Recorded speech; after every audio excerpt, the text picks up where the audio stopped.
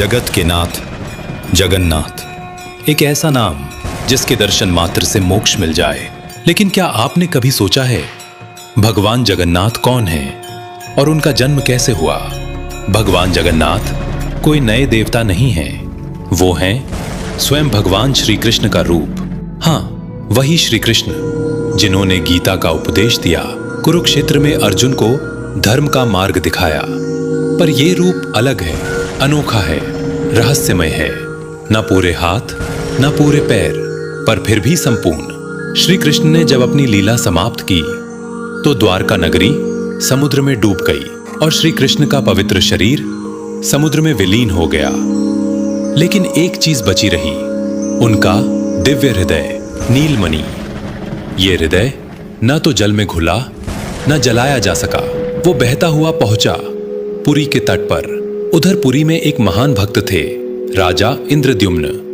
एक रात उन्हें सपना आया, हे भक्त, श्री कृष्ण का स्वरूप समुद्र से निकलेगा, उसे खोजो और मेरी स्थापना करो। राजा ने पूरे समर्पण से यज्ञ कराया, तप किया और आखिरकार मिला वो दिव्य काष्ठ लकड़ी का टुकड़ा जिसमें श्री कृष्ण का चेतन हृदय समाया हुआ था। राजा ने मूर्ति बनवाने के लिए कलाकारों को बुलाया, पर कोई तैयार नहीं हुआ। तभी एक वृद्ध शिल्पकार आया जो था स्वयं भगवान विश्वकर्मा। उसने कहा, मैं मूर्ति बनाऊंगा, पर एक शर्त है, जब तक मैं दरवाजा बंद कर मूर्ति बनाऊं कोई भीतर झांकेगा नहीं। राजा ने वचन दिया।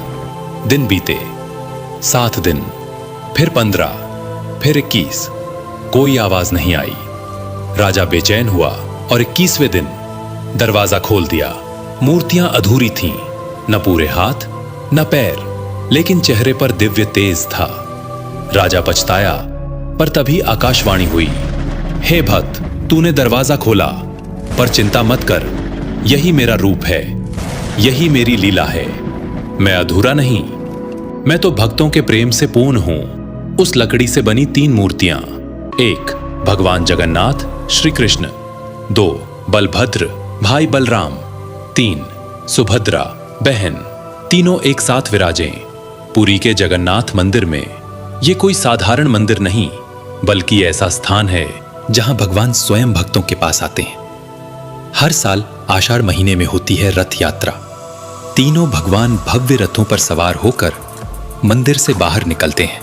जब भक्त मंदिर नहीं पहुंच सकता, तब भगवान स्वयं रथ लेकर भक्तों के पास आता है। मैं तुम्हारे धर्म, जाति, रूप, आकार नहीं देखता, मैं सिर्फ तुम्हारा प्रेम देखता हूं।